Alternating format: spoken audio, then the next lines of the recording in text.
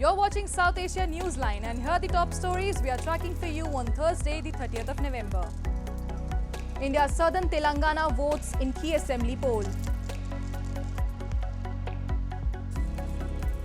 India responds after Trudeau seeks more cooperation in light of US charge.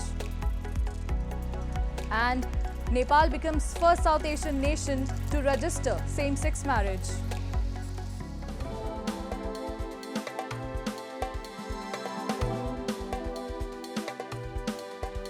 And now for all the details. After days of high-decibel campaigning by political parties, voting for 119 constituencies of Telangana Legislative Assembly was held on Thursday.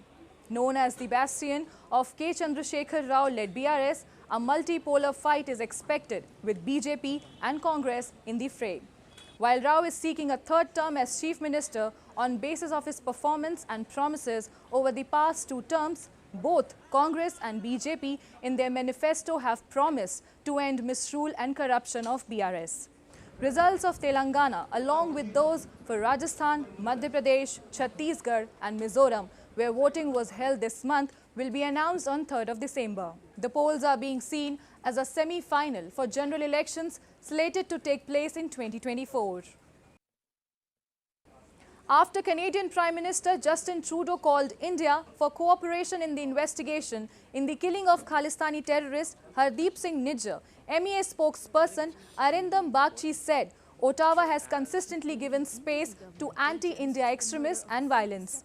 Bagchi in a presser said that Indian diplomats have tolerated the brunt of the violence and urged Canada to live up to its obligations under the Vienna Convention. He also said that India has been seeing interference of Canadian diplomats, which he called totally unacceptable. Canada, insofar as Canada is concerned, we have said that they have consistently given space to anti-India extremists and violence, and that is actually the heart of the issue.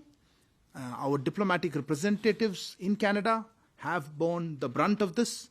So we expect the government of Canada to live up to its obligations under the Vienna Convention.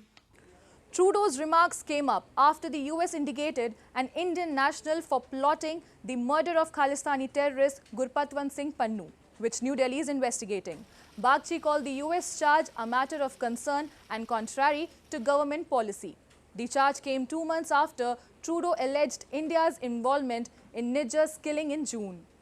India has made it clear that Canada has not shown any proof for their allegation and the country is prepared to assist with the investigation.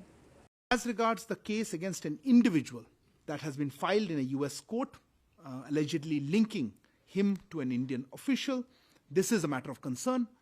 We have said, and let me reiterate, that this is also contrary to government policy. Ahead of general elections in Pakistan, the opposition PTI on Wednesday announced that former Prime Minister and PTI chief Imran Khan has appointed Barrister Gauhar Khan for the post of party chairman. The PTI needs a new chairman to hold elections slated for December 2 to elect a new party chairman. The Election Commission of Pakistan last week gave the party 20 days to hold the intra-party elections. I'm speechless.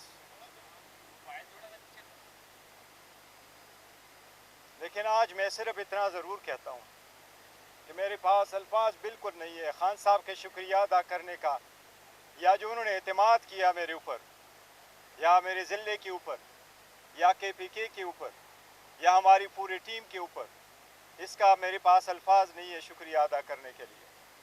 लेकिन मैं खान साहब के nominee नुमाइंदा जाननशीन के हैसियत से हूँगा। PTI वही है जो खान साहब की है। खान साहब लीडर है, चाहे वो जेल के अंदर है चाहे वो जेल के बाहर है। खान साहब लीडर चेयरमैन थे, चेयरमैन है और इंशाल्लाह ताहयात चेयरमैन रहेंगे, ये फैसला हो चुका है। मैं उस वक्त तक इस सीट पे अपनी जिम्मेदारियां निभाऊंगा जब तक खान साहब वापस अपनी सीट पे बाइज्जत तौर पे वापस नहीं आते, और इंशाल्लाह वो दिन दूर नहीं होगा जब वो बड़े असूख के साथ इंशाल्लाह ताला वापस आएंगे। Meanwhile, a Pakistan court overturned the conviction of former PM Nawaz Sharif in a corruption case on Wednesday, removing one of the many obstacles for him to qualify to stand in elections in February. Nawaz, who arrived back home from 4 years of self-imposed exile in London last month, is eyeing to become the Prime Minister for a fourth time. He was convicted in 2018 on corruption charges in a case linked to his family's purchase of upscale London flats and was sentenced to 10 years in jail. Moving on, Pashtun activists staged a demonstration in Geneva on Wednesday to demand the UN to intervene to stop the forced deportation of Afghan refugees from Pakistan and crack down against them. A report. Activists of the Pashtun Tahaffuz movement in Europe staged a protest outside the UNHRC building in Geneva on Wednesday to denounce the crackdown and forced deportation of Afghan refugees from Pakistan to Taliban-ruled Afghanistan. The protesters said the eviction is against international laws and must be stopped immediately as the refugees are being kept in arbitrary detention and tortured. They highlighted that several Afghan private and commercial properties were also demolished, despite the fact that majority of these refugees possessed proof of registration cards. Those who could not pay bribes were deported, putting their lives in danger as Afghanistan itself is facing a humanitarian crisis. So in different areas of Pakistan, the Pakistani authorities are forcing millions of Afghans, about 1.7 million of Afghans, to be deported to Afghanistan. Not only that, but they are arbitrarily detaining these Afghan refugees, even if they have legal documents with them. So against this inhuman act, which is in violation of the international law, violation of the conventions of the United Nations, like Convention on Torture, which states that no person should be deported to a country where he can be subjected to torture. So that is the reason that we are here, and we are denouncing this illegal, brutal and inhuman act of the Pakistani fascist state.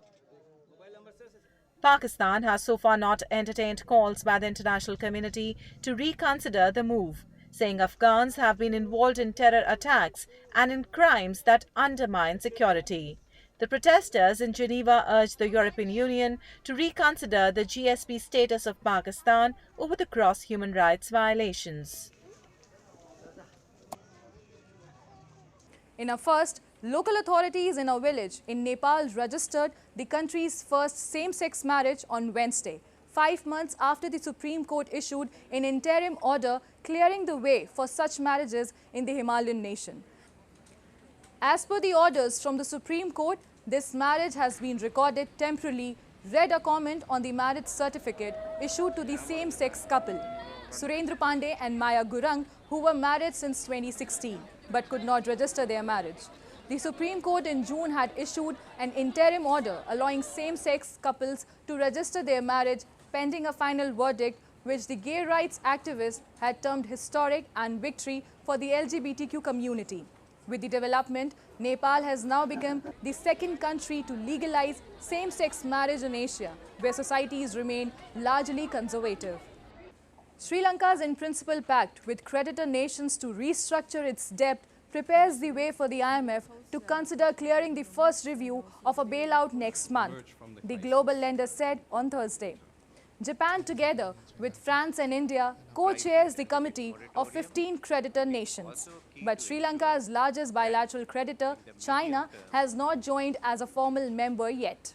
Since locking down the IMF bailout of $2.9 billion in March, Sri Lanka has managed to bring down runaway inflation and rebuild currency reserves. Finance Ministry data shows external debt of $36.6 billion at the end of June. Once the debt restructuring is completed, the island nation hopes to cut its overall debt by $16.9 billion. That's all in tonight's edition. We'll see you same time tomorrow. Good night.